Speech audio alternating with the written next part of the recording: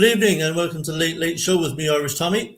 And tonight I will be joined by a couple of regulars. You all know who they are. Budgie, how are you, mate? Good evening, Tommy. Thank you very much for inviting me on. Yeah, I'm very well, mate. I'm actually feeling quite good today. I was feeling crap this morning. I'm feeling a lot better this evening. So, yeah, all good. Oh, that's good. It's good that you're on form. Perfect timing. And Luke, how are you, bud? I'm all right. I'm here with one piece, bit of a cold, bit of a blocked nose, but I'm all right. I'm here. So, yeah. Yeah, you don't sound too bad. You don't sound too stuffy. So hopefully it's only a mild dose. Yeah. So there's no kind of one thing we're going to discuss tonight, or no kind of major thing really that's been in the news that I want to kind of get my teeth into. So it's going to be more of a kind of a general chit chat about all things West Ham.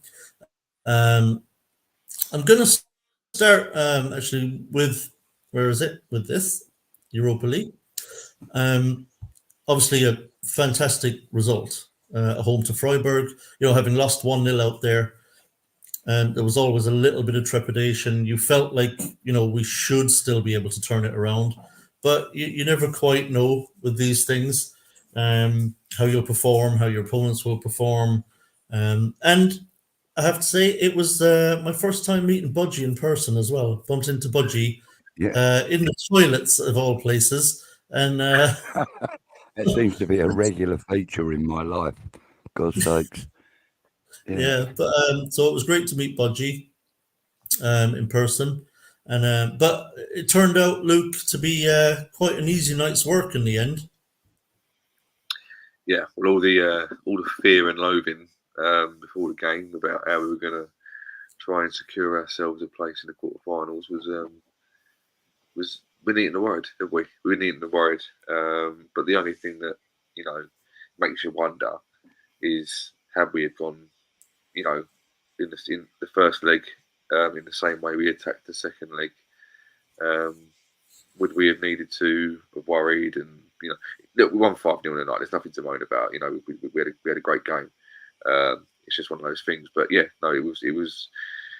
I was underwhelmed by the draw in the first place. I lost Freiburg again. Nothing against them. Just it's the same team twice. That's what you're in Europe for, to sort of get new experiences and play different teams. But it was good. It was. We've been beaten 5-0 in the past this season, so it's good to win 5-0 for once. I suppose it was kind of the draw was kind of a mixed blessing. Yeah. On the one hand, it just wasn't exciting at all. It was like, oh, Freiburg again. Yeah. But on the plus side, it obviously gave us a fantastic chance to make the quarterfinals.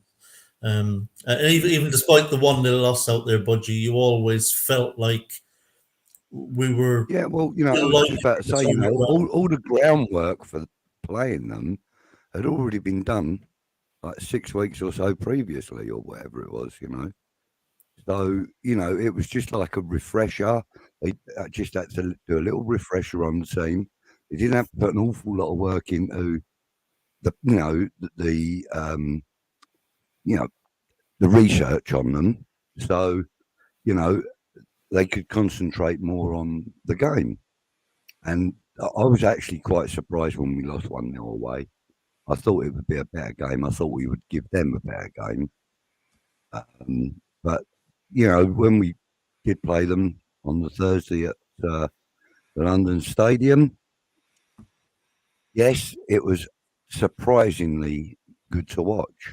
We attacked basically from the first whistle to the last.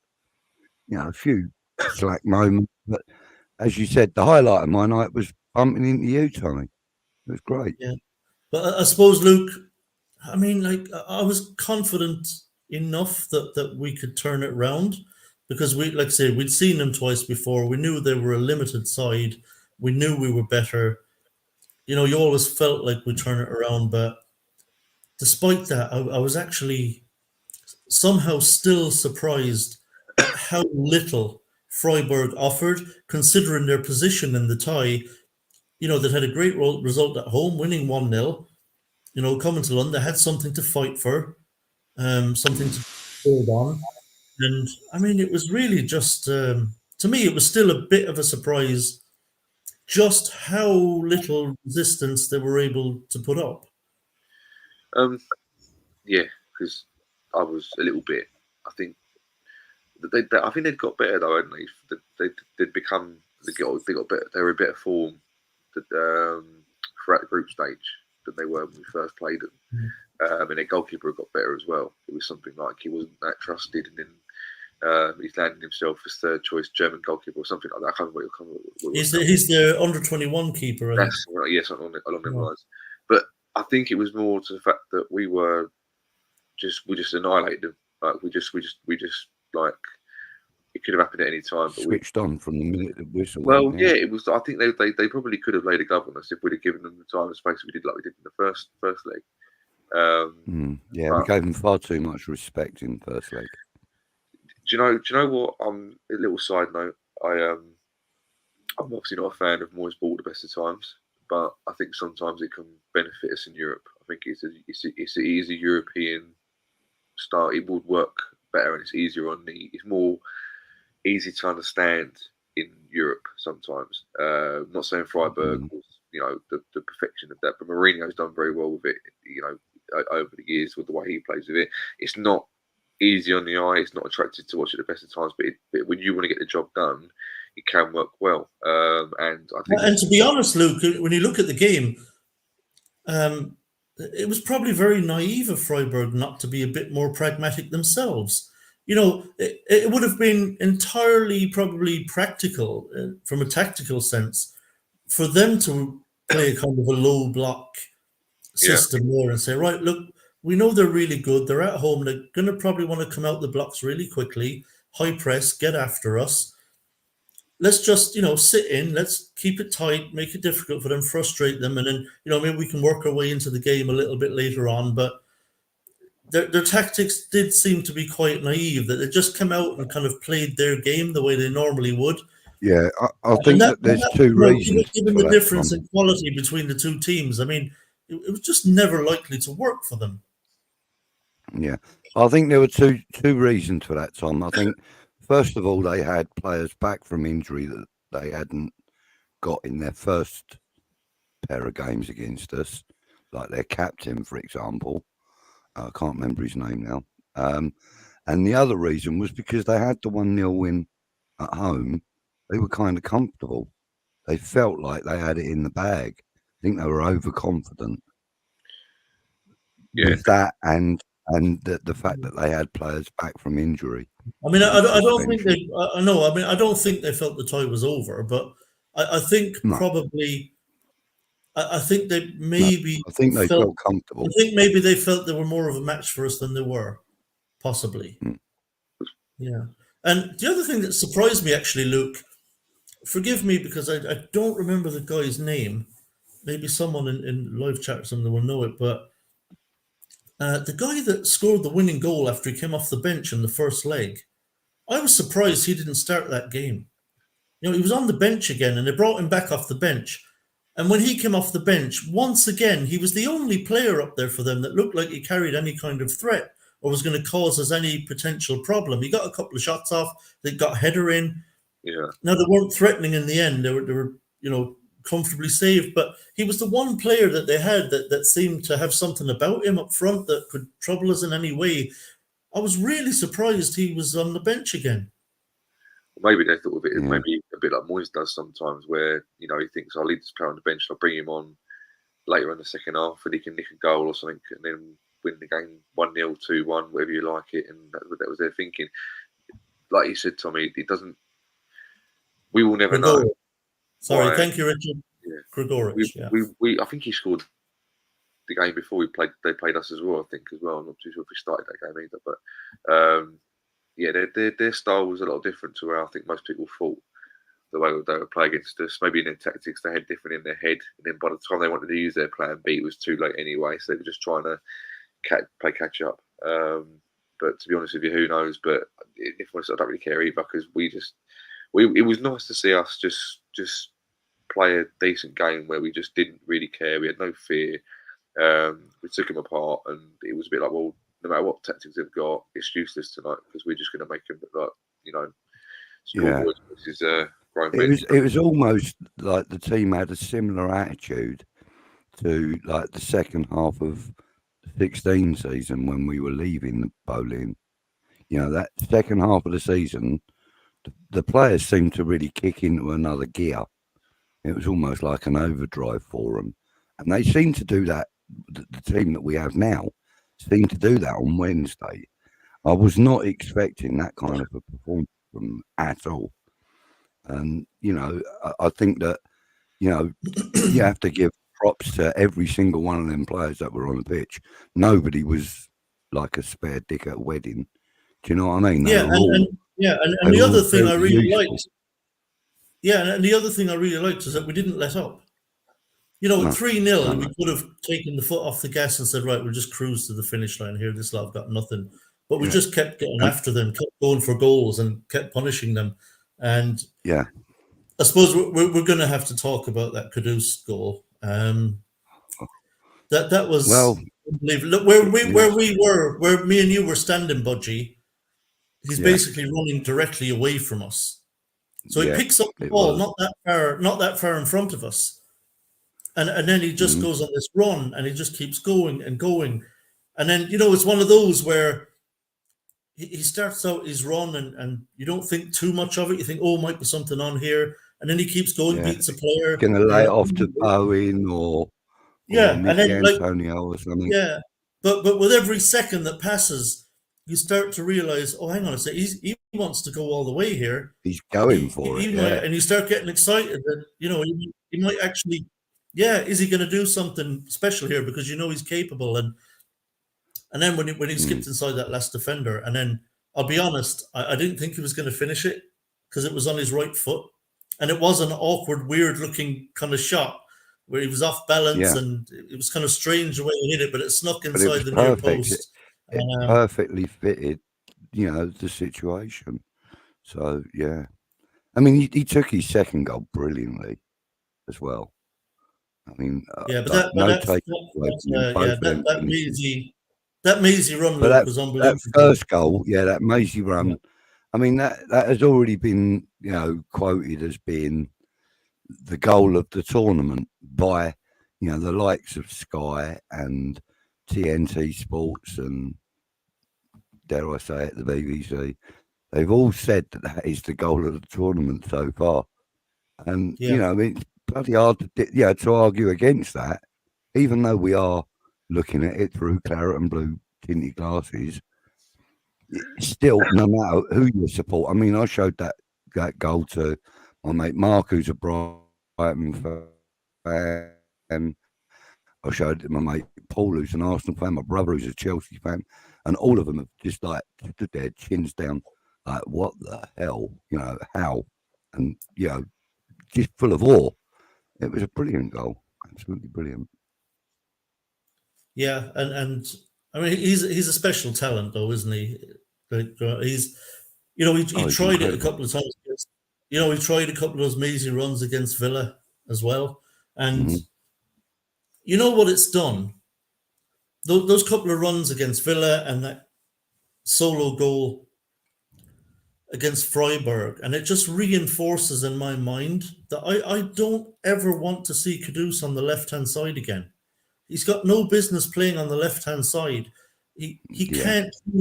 You will never see the best of him on that left wing because he can't affect the game in the same way. We saw it again against Villa. He spent too much time over on the left. When he was on the left, he works hard and he's still a good player, but he can't do what he's best at when he's on that left-hand side. And against Villa, as soon as he was switched to the other side, more central, and he could make those runs either down the middle or in the inside right channel, that's when we started to see Kudus in that second half against Villa start to do those runs, those driving, powerful runs that he's so brilliant. And there were a couple of occasions where you were at the edge of your seat thinking, hang on, he might be about to do it again. Didn't quite work out against Villa, but he's a different player when he's central or on the right-hand side than he is when he's on the left, Luke. And I don't know about you, but I don't want to see Kudus on the left anymore. Well, I don't, but there's nowhere else to really play him unless you play him. Central. Okay, so right, so just to answer, I keep Paqueta for now on the left-hand side because he's done well over there, and he works really well with Emerson. They look really good together. So he's done really well on the left, even though it's not his best position, Paqueta, and ultimately you'd like to see him more central. But for example, in the current system that Moyes is employing, where he's got basically 4-2-3-1, if you had Paqueta on the left, let Kudus play in the central role, he could do untold damage getting on the ball and around the middle of the park, getting turned. And then Bowen on the right and Antonio up top. I think that would work a lot better than having Kudus on the left. Yeah, I'll be up for that. Yeah. Just to see it consistently and more. I mean, I do agree that Paqueta is probably the best suited player we have for that left-hand side right now. But I don't like seeing him out there because I think his talent's wasted out there a little. I think he's more effective in the sort of 10 role. I'd rather see him as a 10. But then, you know, like you said, where would you play Kudus or Bowen if you're going to play Kudus on the right? You know, I don't think Bowen would be very effective out there. So, as you said, Paqueta is probably the best option we've got right now. And yes, he does work with Emerson, but he does. Yeah, because like Kudus wants to cut inside and, you know, drive towards the goal. He wants to be able to get a shot off on his left, like Bowen does. There was actually one particular moment I remember in the Villa game in the second half where Kudus was driving kind of infield from the right hand side and on the angle, and he tried to cut towards goal in onto his left. He was in a position where he could have, where if he was coming in from the other side, he maybe would have just took the shot on. But he tried to cut inside onto his left and got dispossessed. And I'm like, that's why you don't play him out there. He can't get his shots away. Yeah. Yeah, I mean, the thing is, we're kind of, I don't know, would you call it blessed or cursed with a large number of left-footed players right now, you know, and the trouble is, where do you play them? When you play in an inverted wing system like we are, you know, we need a right footer out on that left wing that likes to play out there, and we haven't got one that does that. JWP, that was kind of almost unforgivable in the January transfer window that we didn't get someone to play out there. You know, like in an ideal world, we'd have brought in, you know, a really good left-sided player, a left-sided winger, who can do the same job as Bowen, just on the other side. Can you imagine if you'd done that? Perfect player. We could be in a position right now to have Alvarez and Paqueta beside each other in the midfield, with Kudus in the 10, our new player on the left, Bowen on the right, and Antonio up top. I mean, I'd love to see that, but it's hard to comprehend that we didn't bring in a left-sided player. I don't know all the ins and outs of how we've managed to not do that.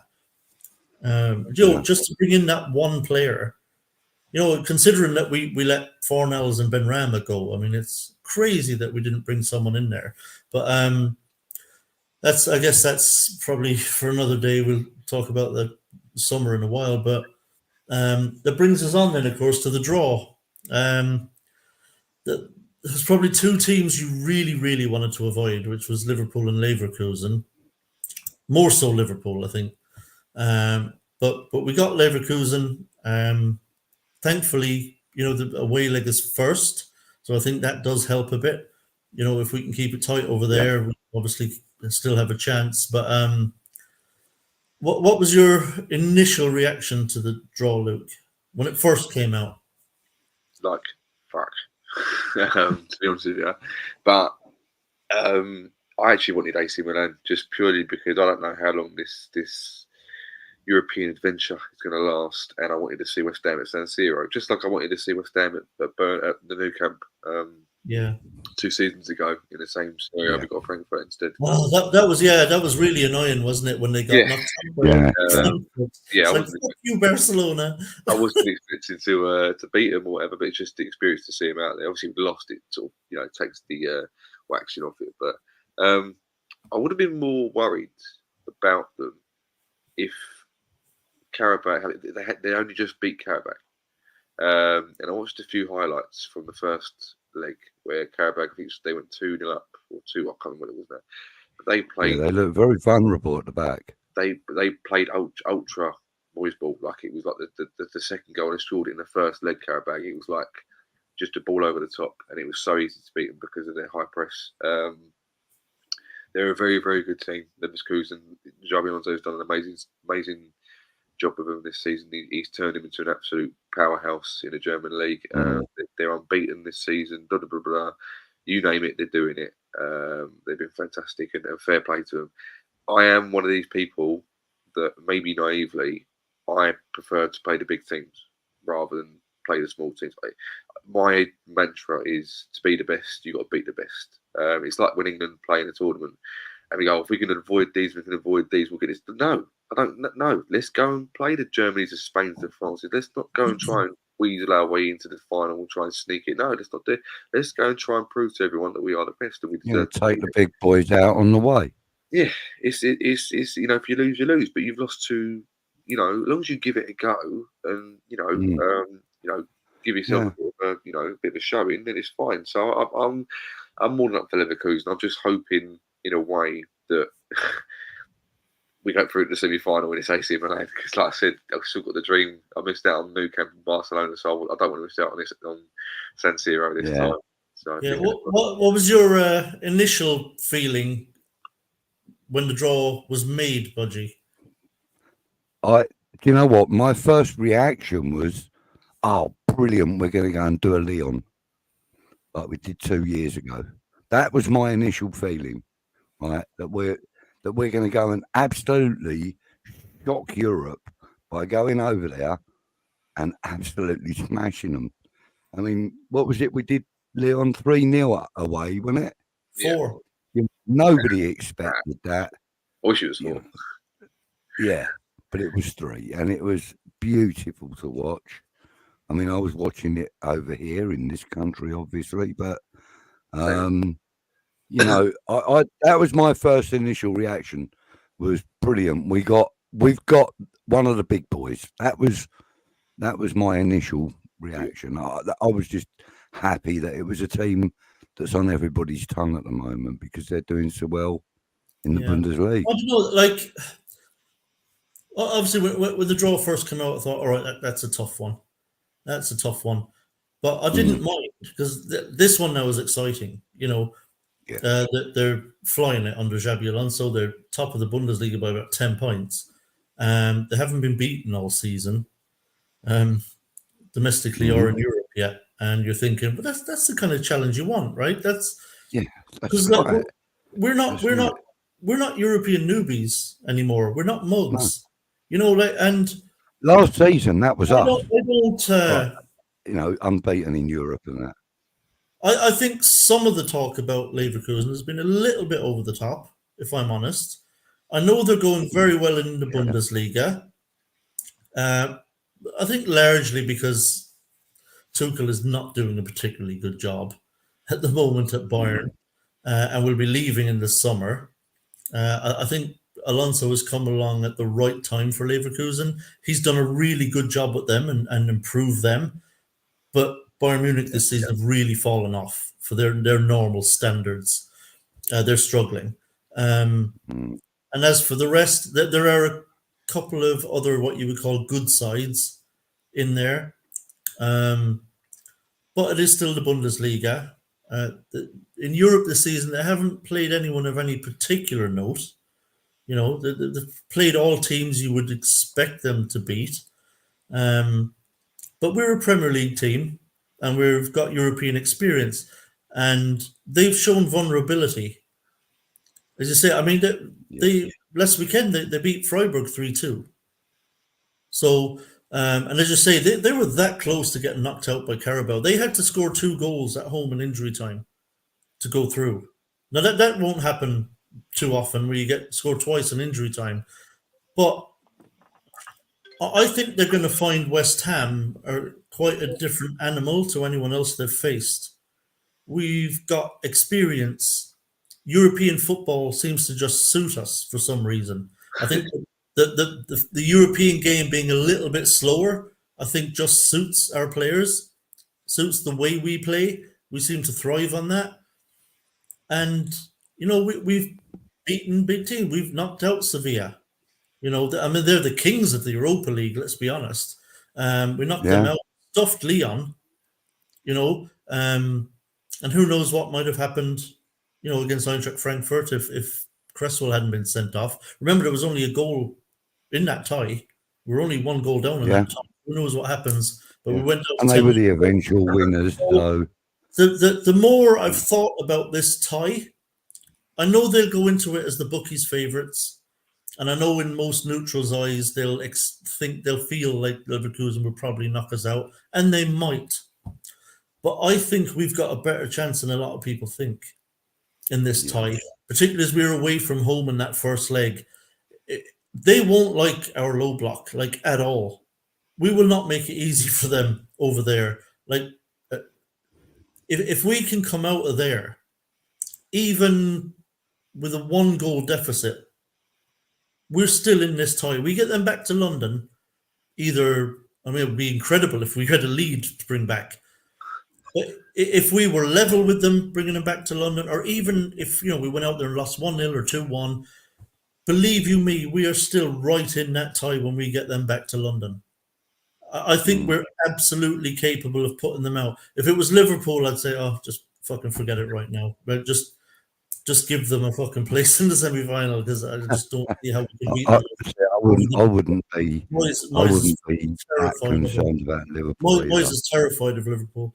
But the fact that I think they're beatable. I think they're a little bit more beatable than people think in this tie.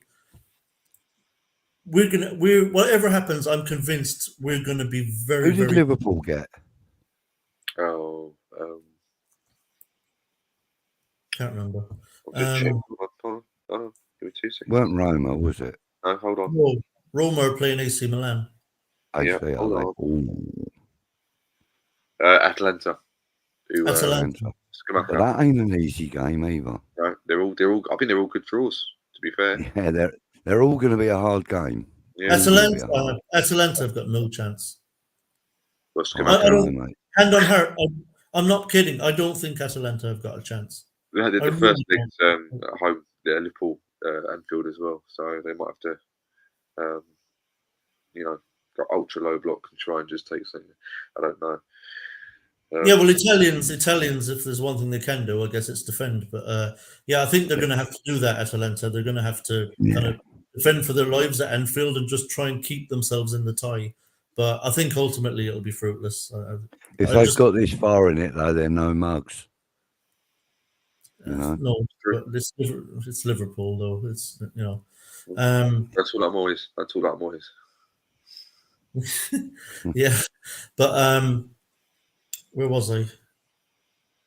Where we got sidetracked on Liverpool. Liverpool. So so just your thoughts, Budgie. Like I think this is. I'll be honest. I'm at the point where my gut feeling is that we might cause a small upset here. I've just got this gut feeling that it might be another glorious night at the Bowl where we knocked Leverkusen out of the Europa League. I just kind of feel that in my gut. Or it could be me this could be cope. This could be me just trying to cope and coming up with reasons. I just feel I think if we can avoid Liverpool until the final, we do. It's ours. Yeah, we've got. I think even if we get Liverpool in the final, I think it's ours. No, we will. It's already determined. If we beat Leverkusen, we play the winner of AC Milan and Roma in the semi-final, and we're away in the first leg in that as well. Excellent. So if we reach the final, don't care who it is, don't care. It's ours. Yeah, overnight. Yeah, look, overnight. Yeah, look, over 90 minutes in the final. And 2 sets. yeah, Mate. Dublin as well. Brilliant. Mate. um, You could play Liverpool and Man City against us in that final. We're still going to win it. I'm telling you now. yeah. But We don't get to finals anymore without winning them. how do you I like that, mate. I like it. how do you feel about this tie, Budgie? Like I know it's a Right. different. Well, I think the German leg of the tie is going to be a lot more difficult than the home leg, obviously, obviously. But I still think that we've got the team to go and really take it to them and show them exactly what we have got. I mean, if we've got the likes of Emerson, Paqueta, Kudus, Bowen, what's his name? Mickey Antonio up front. You know, if we've got like a strong team, you know, Alvarez is available. He's suspended for the first leg. Yeah. Oh, right. Okay. He picked up the yellow card against Freiburg. It looks like it's going to be Calvin Phillips or Tommy Socek taking up that role then. Well, no, Tommy Socek will play anyway. Yeah. So it's going to be either Calvin Phillips or JWP, isn't it, taking up that Alvarez role? Downs recording from Southampton, I say. Well, yeah, the thing is we're not allowed to. I'm we joking. Can't call him back until the end of July. I wish we could. I'm a big fan. I know. Yeah, he is the sort of player we need to give back up to Alvarez right now. He is that sort of player. You know, he's very much in the sort of Mark Noble, Declan Rice mould, where he can do that defensive work. Do you think he'd be tempted to chuck Johnson in there? Away from home, because he started dipping him into all sorts of cups of tea, hasn't he? Do you know what I mean? Home, away from home and playing a low block, Johnson would be spending most of his time, you know, in and around defence. Essentially in defence. Essentially, he'd be defending a lot anyway. Maybe Moyes Johnson. That's actually quite a good shout, Tom. It's probably something he would consider. Whether he actually plays that or not is totally different. But I think Calvin Phillips will get in before he does. I suspect he'll revert to a 4-3-3 for the away leg. I think he'll want 3 in there in midfield. So you could see Phillips, Souček and Johnson playing in there potentially. Or he could go with dropping Paqueta back in there and just having Kudus, Bowen, Antonio as the front 3. I don't think he trusts Phillips at this point.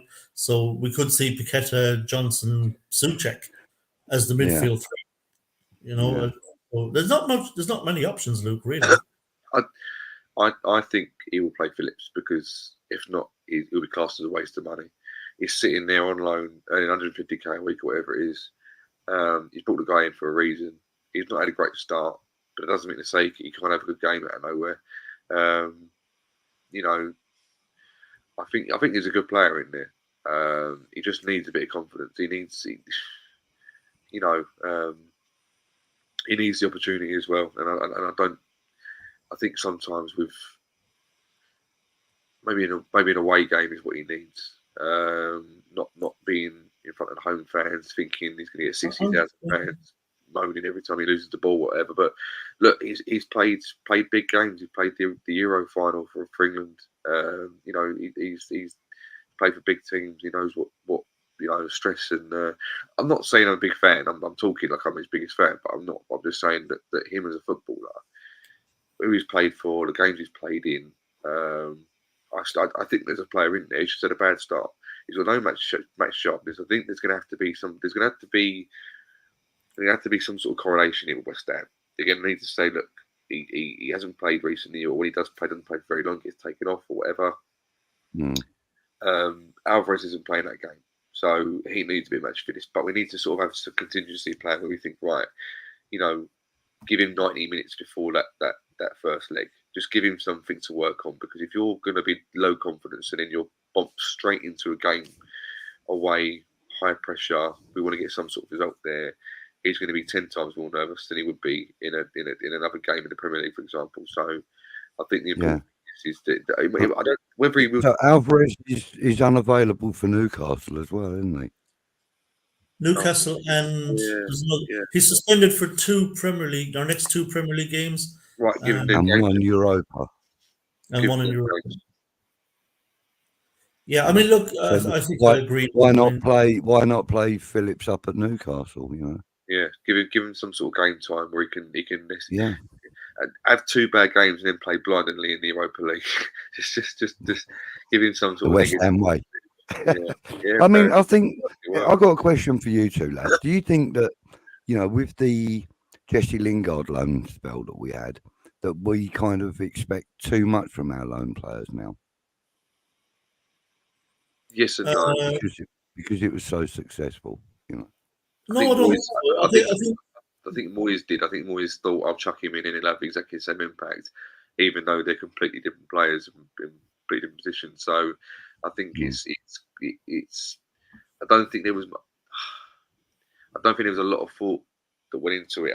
I also don't know how Moyes, because apparently, I don't know if anyone's heard the stories, but apparently Moyes treated Jesse Lingard and made it clear to the rest of the team that Jesse was to be looked at as the golden boy. He can do what he wants, do what he likes. And Mark Noble put an end to that straight away. Said, no, if he's part of the team, he's part of the team. That's it. Danny's got to join him. And I'm not sure whether Moyes again, when this is the golden boy, get on with it. I don't know, but it doesn't seem. Yeah, I think ironically, in both instances, Moyes got maybe what he wasn't expecting. Yeah, I think he brought in Lingard thinking he'd be useful. Yeah, and he turned out to be absolutely sensational right from the off. And he was like, irreplaceable, even. Yeah, it was like, freaking hell, I didn't expect him to be this good, And then he brings in Phillips. That good when I was at United. And then he brings in Phillips, thinking he's getting, the Leeds England international midfielder who played alongside Rice, and he's thinking, fucking hell, I didn't expect him to be dog shit. So I think he got surprised in both instances. Yeah, unfortunately for us, well, in this case anyway. There must be. He must be. I'm hoping he's pretty good in training, and they're not looking at him like going, fucking hell, this guy's got to play on Saturday, Sunday. We've got enough about us. I would like us to be a bit more inventive. With Johnson, it's a good shout. I really do like the idea. Yeah. But like anything, we have to be on the front foot. Or even, as you suggested, Tommy. Well, at home we'll have Alvarez back in the second leg. Yeah, so, but as you suggested, Tom, maybe dropping Paqueta back a little bit, and having Kudus, Danny Ings, and Bowen behind Antonio. And Danny Ings has been quite effective in that 10 role in the couple of games he's played. Yeah. It's mad to think how many options we actually have when you think about it. And where would Kudus play? Out on the left. I hate Kudus on the left. Hate him on the left. Can't or drop him into the 8 position then, and put Paqueta out on the left. Yeah, I don't see Moyes ever doing that. Paqueta's played number 8 for he's played centre. I can't say centre midfield for Brazil. I think a few times. To me, I think he's actually made for that role, just to be in the middle, winning tackles, winning the balls back, and then spreading play, mixing it up. But that's just me. I think so, and that's what I said earlier when Tommy mentioned, and quite rightly mentioned, that he's got like a winning formula with Emerson there now. Yeah. But there's such a good dynamic between them. But like I said, it doesn't matter where Paqueta is on the field. That works because they look for each other. Them two, they're friends and confidants and etc. So, I think if Paqueta was in that deeper 8 role permanently, I think we'd see a heck of a lot more with him. Yeah, and I think, like I said earlier, ideally, that's what I'd like to see if we're going to play a 4-2-3-1. I'd like that too to be Alvarez and Paqueta. Which is why it's astonishing that we haven't brought in a left-sided player. It looks like we're never going to see Cornet play again for us. Well, his hamstring's gone again, isn't it? Yeah, he's either injured, and even look, to be honest, even when he's not injured, he doesn't get played. So, we've probably but that was why he wasn't getting played though, because he was recovering from yet another injury, and David Moyes has, basically been told, don't overstretch the boy. You know what I mean? And so why don't pay? We played Paqueta 18 million we paid for him, wasn't it? Or 14, something like that. Yeah, I don't remember, but it's just one of those that just hasn't worked out. Somewhere in the mid to high teens, anyway, we paid for him, and he's probably given us about 40 quid worth of work. No one really, none of the fans, I don't think, backed him until he got that assist in the Europa League with wherever it was with. He's had 2 disallowed goals. Yeah. He's had a couple of other assists as well.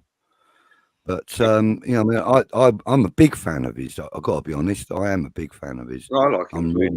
I'm really disappointed in how it's turned out for the lads. Yeah, it is another one of those, because I do think there's a player there. Yeah. I'm not saying he's amazing or anything, but there is a good player there who I think could have. He can be though, Tom. He can be amazing.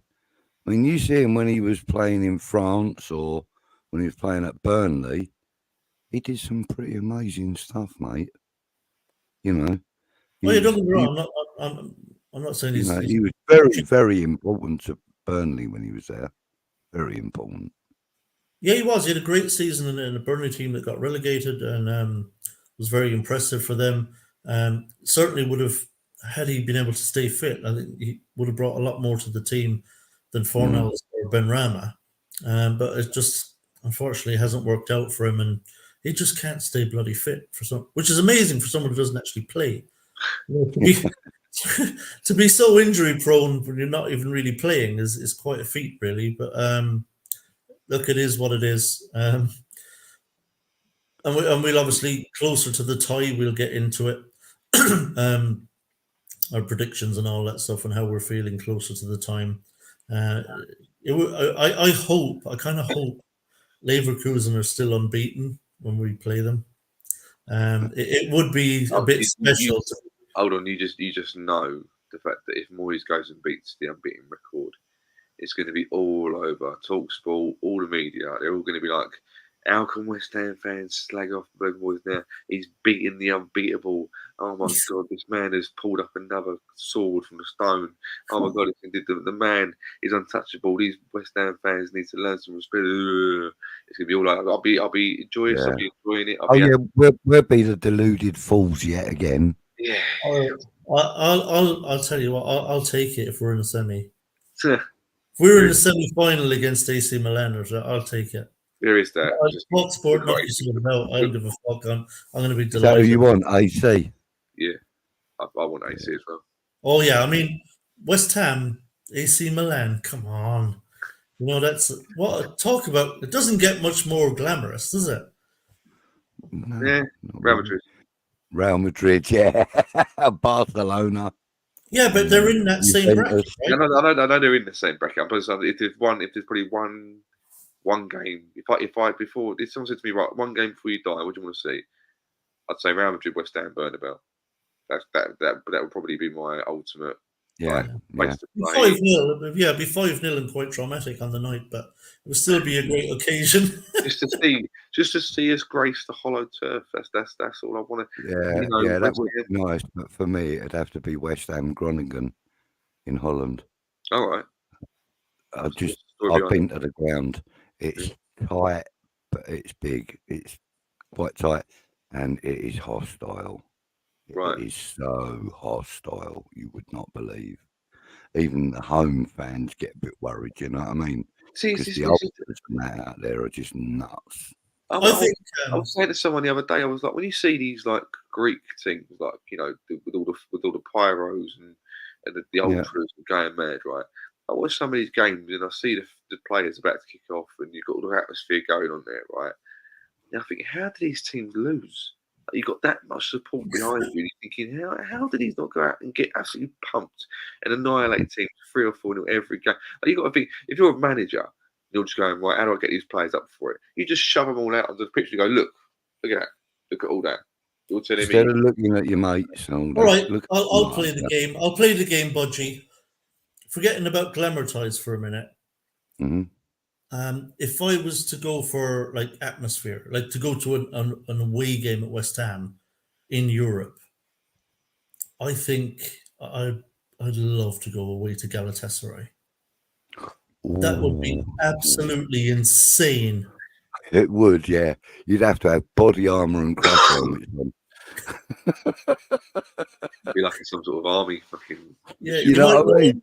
Turn up with the SAS behind you. Yeah, You know, you're over the other end. You see this big banner, "Welcome to Hell," and all that. Yeah. I know. Yeah, that's quite daunting, isn't it? You know what I mean?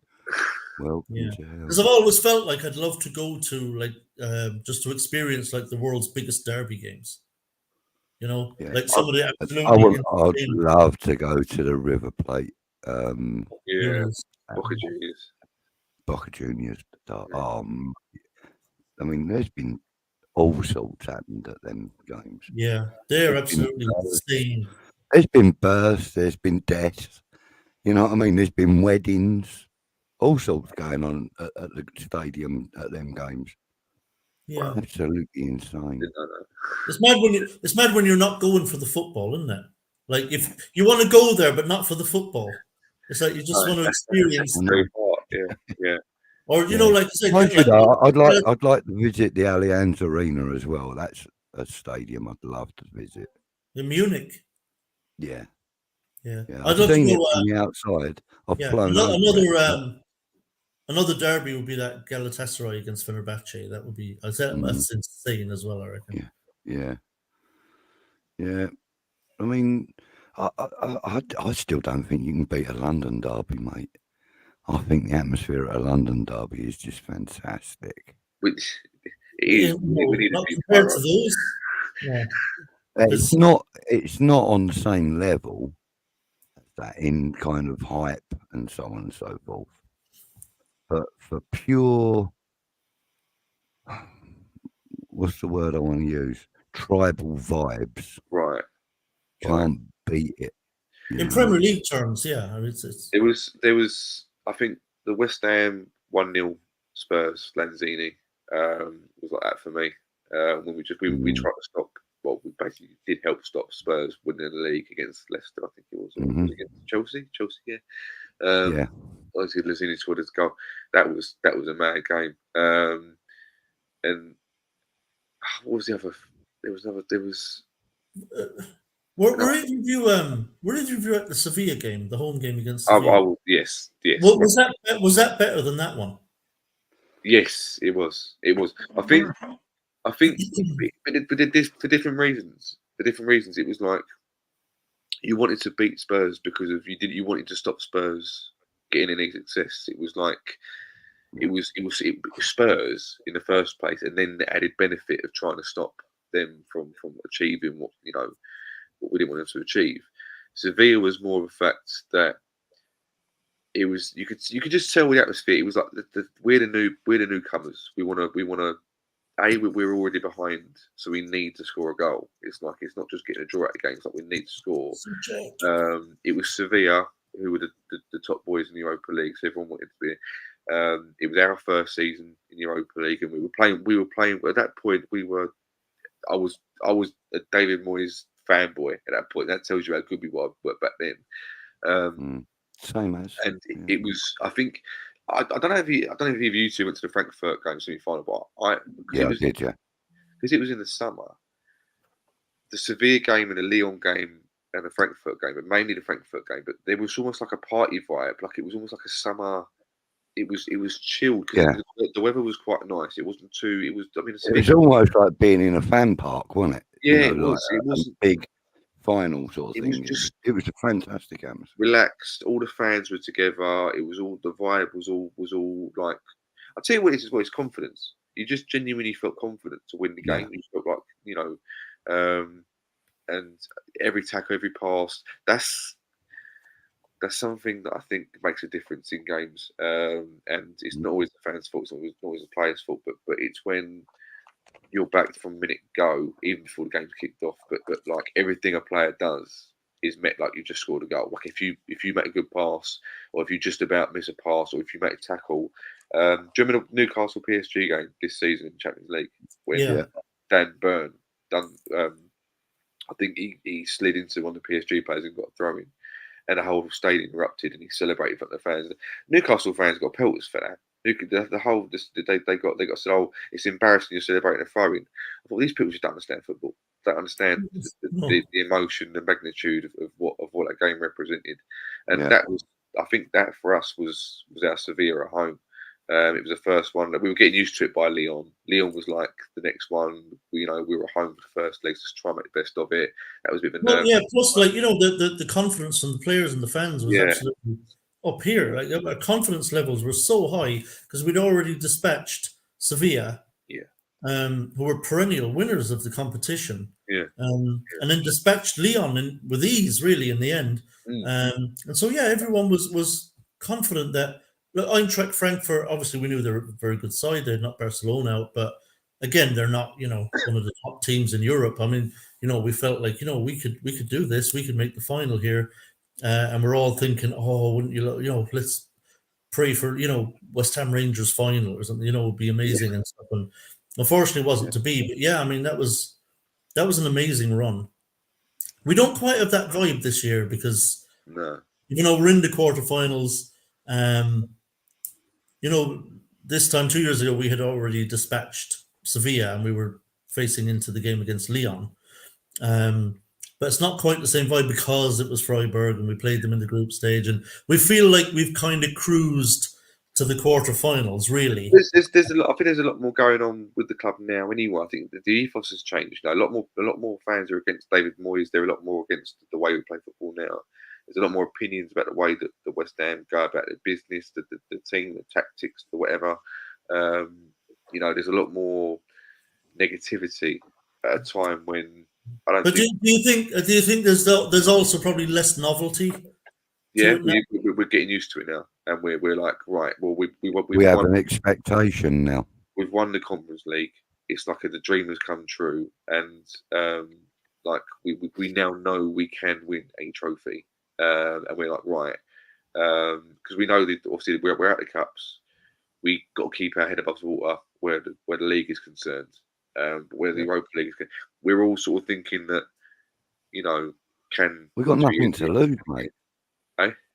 We've got nothing to lose. No, we know. Well, I tell you, I tell you what, I think Moyes has something to lose. I think he kind of wants to go further and still have that the European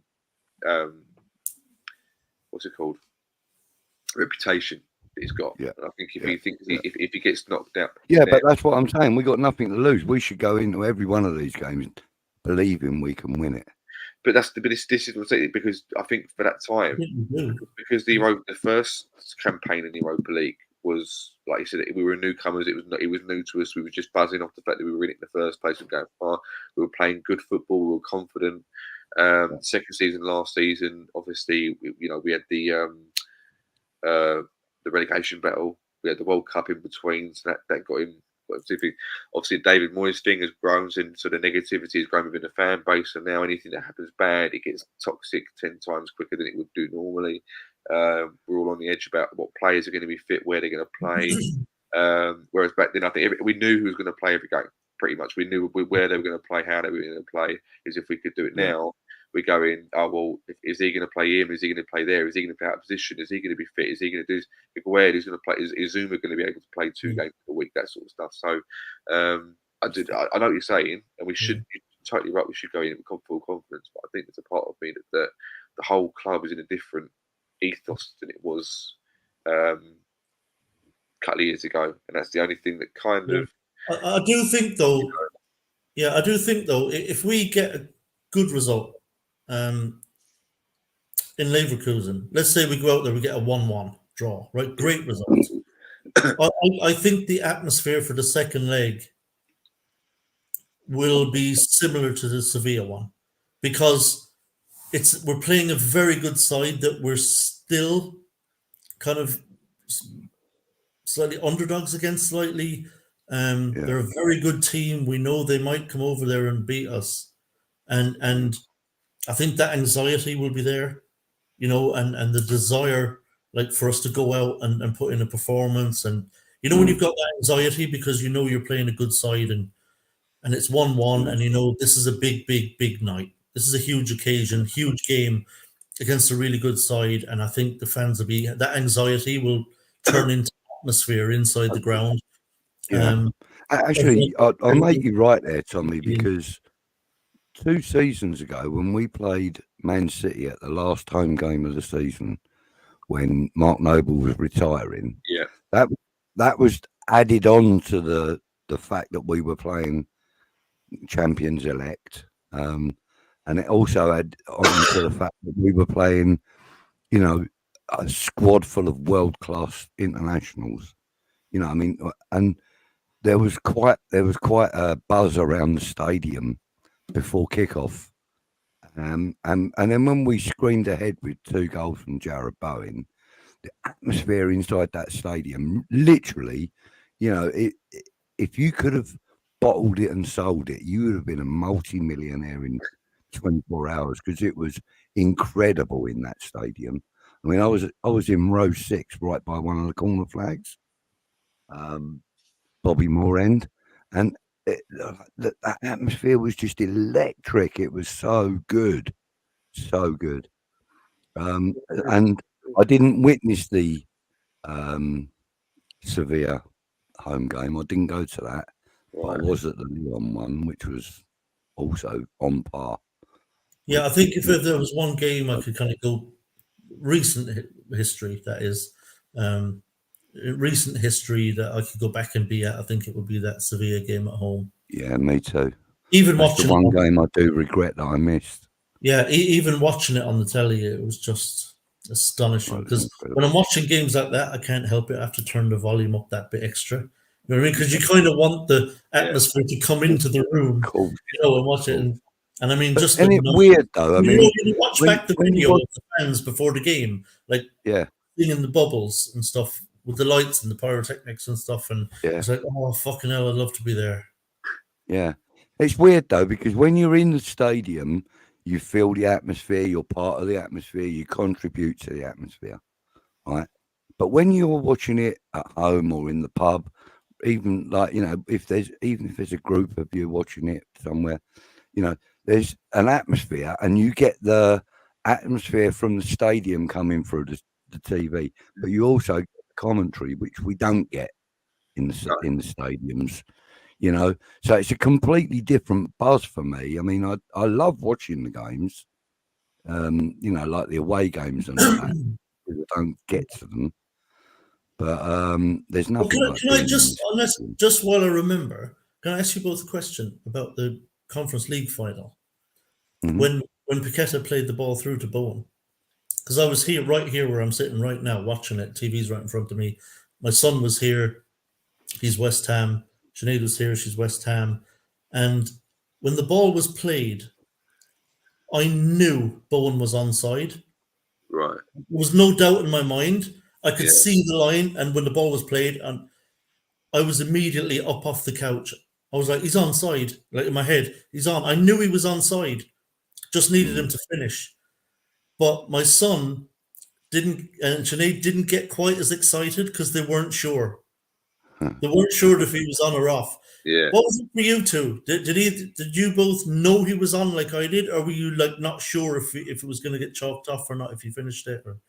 Go on, Budge. Because I got to celebrate it like properly. Yeah, well, like when he scored, as soon as that ball was played through, and Bowen hooked onto the end of it, I started doing a lap of the pub because I was watching it in the pub, right? And I can't even tell you which screen I actually saw the goal go in.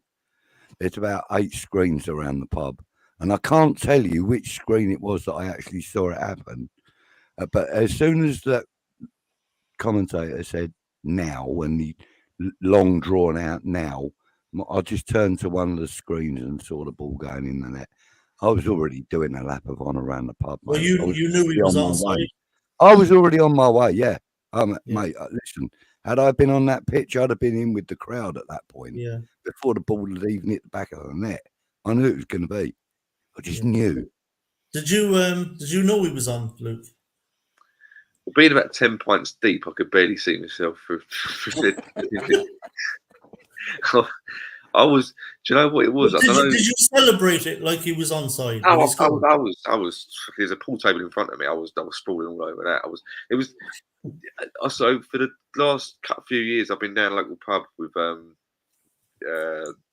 brother, friends and family and stuff like that. It was kind of like every away game we'd go down there, and it was like you'd see the highlights, or you'd see whatever, and you have like a little unit of you in a small room by this sort of pool table and that. And it was the first game. It was like they were thinking there's a few more friends and family because it's a special occasion, and I think it was when it went to 1-1. Everyone got a bit shit. Here we go. It's 1-1 now. They got one back. So it was just tense, and everyone's. I think from that on, it was like no one could relax, and we was like, right, who's going for a beer? They went very, very close to a second. Well, this is what I'm saying. So everyone's talking to each other. I think, to my memory, what happened is that I was talking to someone, or I couldn't watch, or something was going on, and someone just said to me, "Look up." And I think it was the time when Bowen was through. And I'm not sure if I had time. I'm not sure when I looked up. I don't know if I saw it after the ball got played, so I wouldn't have known anyway. I celebrated I didn't even care if it was offside. Like I was just like, if we scored in the final, if it gets chalked off. I've just seen a score. Like I didn't like it was that pure emotion. It was only after that VAR kicks in. But I think it was like even before VAR, they done the replay in the studio and they showed the line exactly when, and we all knew it anyway. It just then gets to that point where there's going to be about 2 or 3 minutes of VAR. But you're like, just get on with it because there's no way you can possibly. But the thing about it is this is the annoying thing. For once, VAR didn't bother me because I knew he was on. I knew he was on. This is the problem. The Premier League haven't got the good. But this is the big deal. I've been trying to say for it. When you watch Champions League games, they have the shadow line. They haven't got drawn on lines. They have the shadow line. So it's like an automated offside. Like they can tell you a lot faster than the Premier League. So it was like it wasn't a long wait like it would be in the Premier League. Like with the Premier League, kind of like a curtain. Yeah, it's like it shows you. And it was done. It got through. I don't remember it being a talking point. That's how quick it was. I think if it was in the Premier League, they would have made it a big thing. They would have had everything going on just to try and pursue it a bit more. Just try and get the headlines more, but it was like I think the more you look at it, it was because I sort of look at it now. I'm thinking, oh, he was offside, and then I watch another highlight a week later. I go, well, no, he wasn't offside. It's still to me even now. I think when I watch it on YouTube a few times, I've had to pause it just before, just try and catch it, just because it kicks it.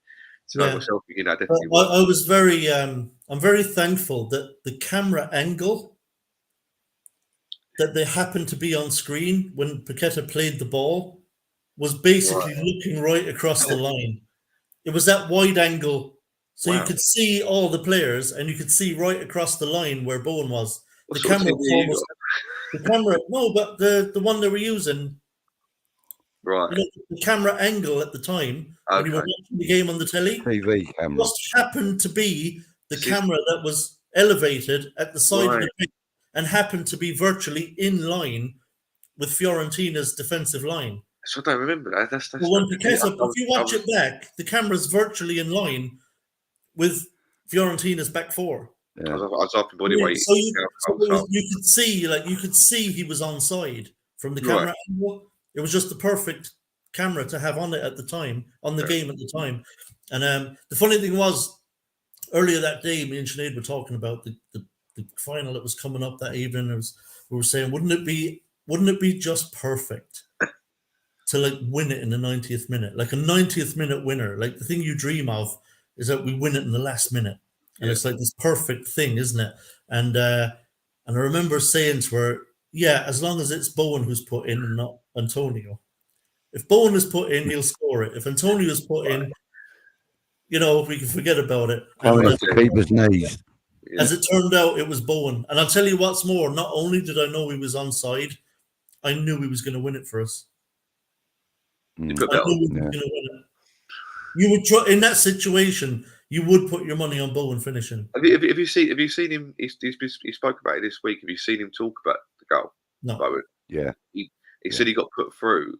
He said he actually miskicks it almost. Because Well, yeah, you can see it. Yeah, he kind of hit it into the ground, so it goes over the goalkeeper. and that's what took it over the keeper's leg. Yeah, Yeah. which is mad.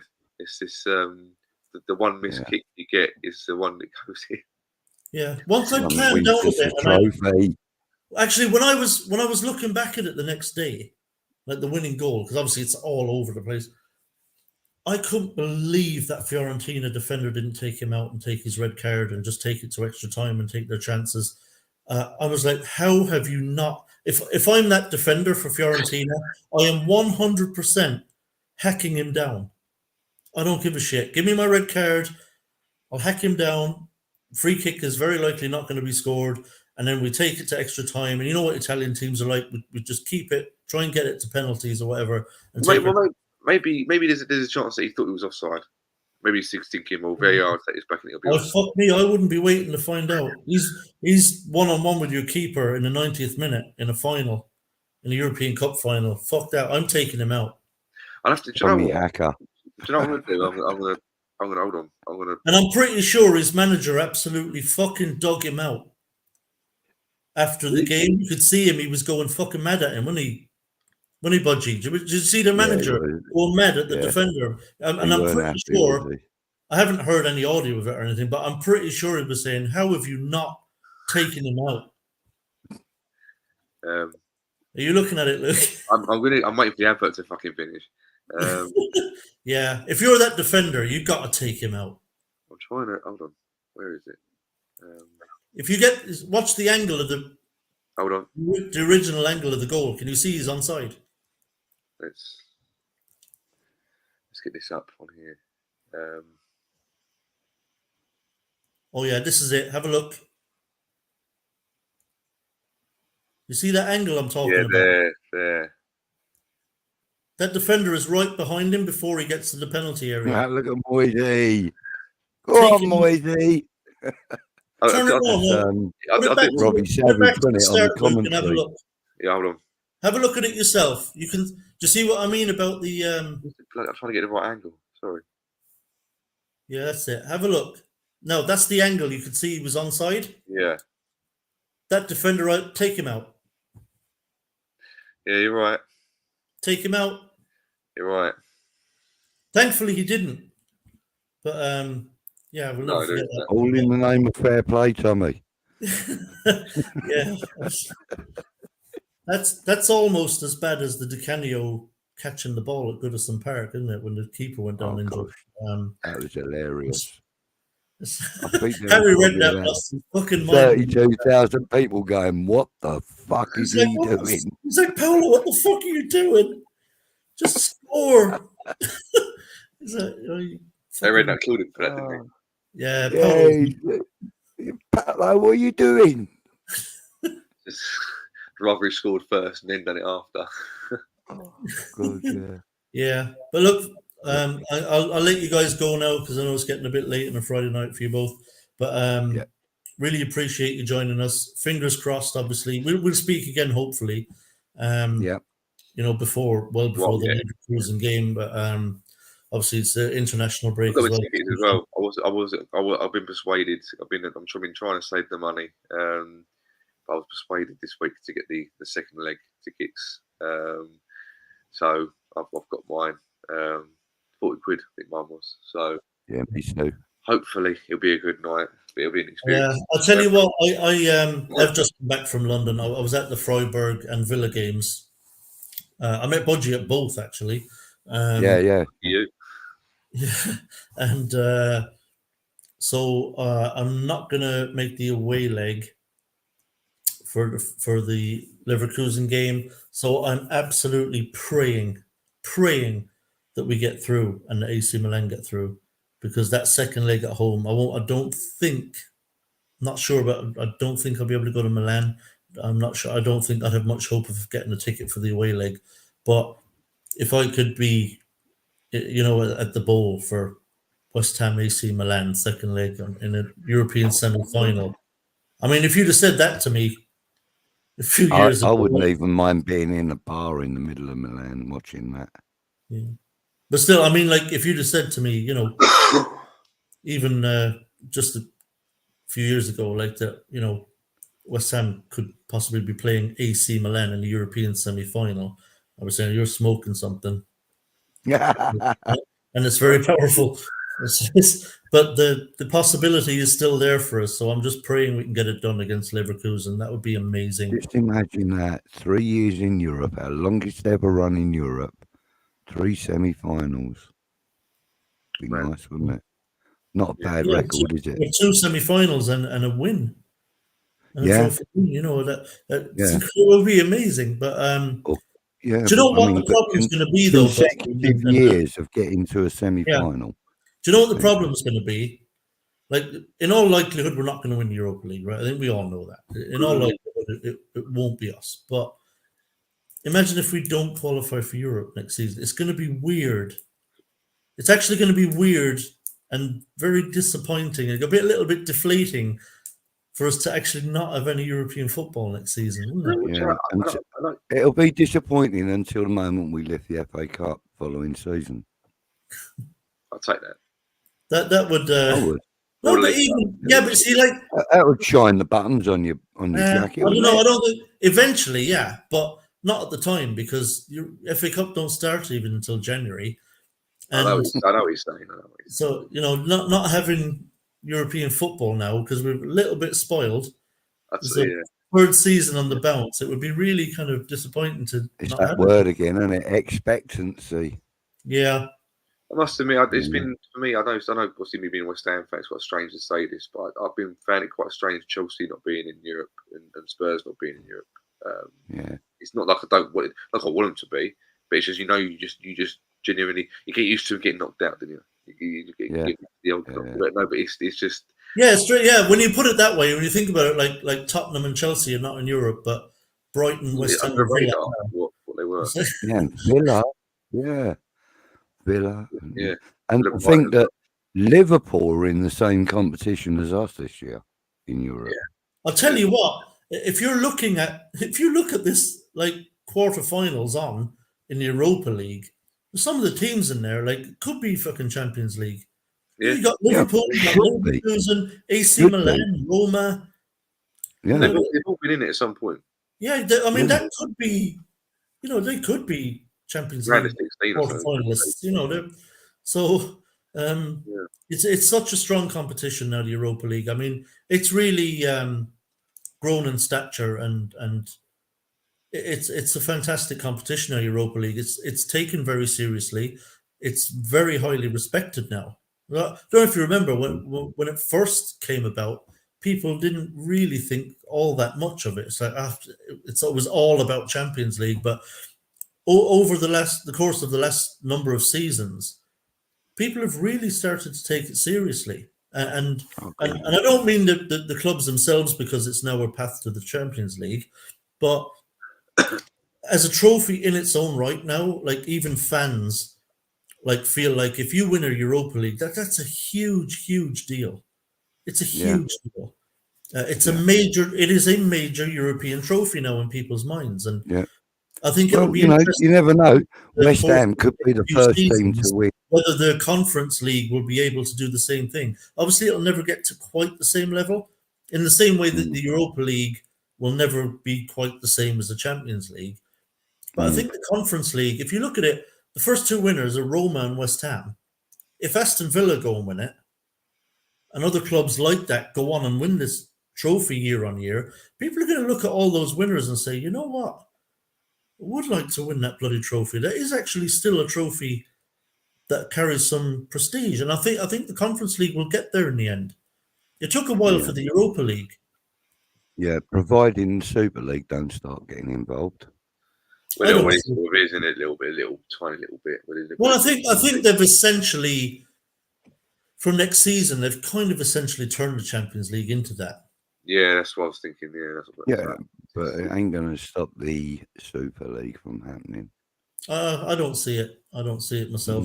Mm. Because I mean, the Champions League now is basically the Super League. It's a league structure next season, so it's totally different. There's no group stages or anything like that. So Yeah, I've got to look into that more. Wouldn't it be nice though if West Ham were the first team to win Conference League, Europa League, and then Champions League in successive years? Wouldn't that be lovely? It can would you be. imagine? And Can you What imagine? am I smoking? Went and won it and got Champions I League. want some. Oh, here's a question. Here's a question.